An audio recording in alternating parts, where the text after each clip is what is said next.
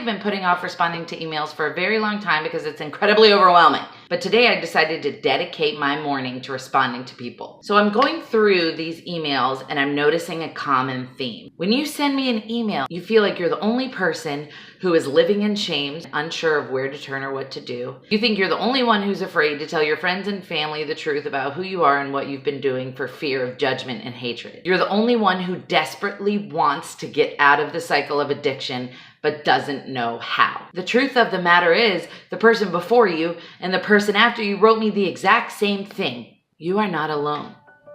I'm going through and I'm like, these are all the same. All of these people are struggling and feeling lost and ashamed to step forward and say anything. I wonder if they know that so many other people are in the same position. So this video is for you guys. First of all, I want you to know that if you're struggling with anything that you're ashamed to talk about, whether it be addiction, depression, anxiety, but first of all, you're not alone. Okay, I have the emails and the personal experience to prove it. Second of all, your friends and family are probably going to be more understanding than you realize. And if they are not, then they are not meant to be a part of this chapter in your life, the part where you get help.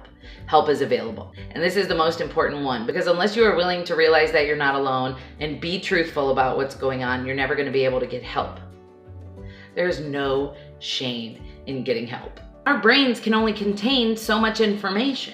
You only know what you know. So the only way to grow and to learn is to get outside of yourself and reach out to somebody who's been there or somebody who has experience in that area and can help you. You have to reach out a hand though. They're not gonna come to your house and pull you out of it. I mean, unless you're like Baker acted, but that's another story.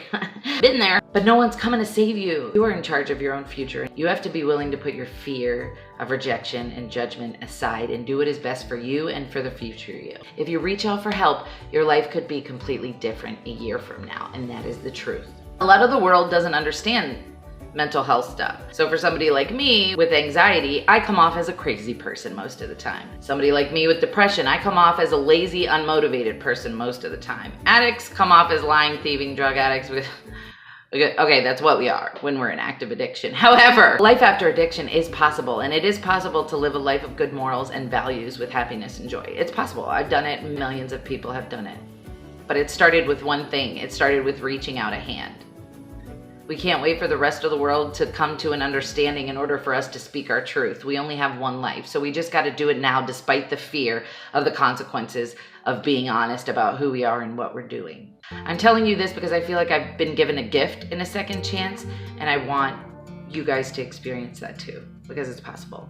Google is a world of infinite resources. All you have to do is Google, help me, I'm depressed. Help me, I think I have anxiety. Help me, I think I have postpartum depression. Help me, I think I'm addicted to drugs or alcohol. Find stuff that's local to you and run full speed to that building and get help. There are government grants available to offer people help who can't necessarily afford it. If your car breaks down, you take it to a mechanic. If your brain breaks down, why do you insist on trying to fix it yourself? Go get help. There's no shame in being brave.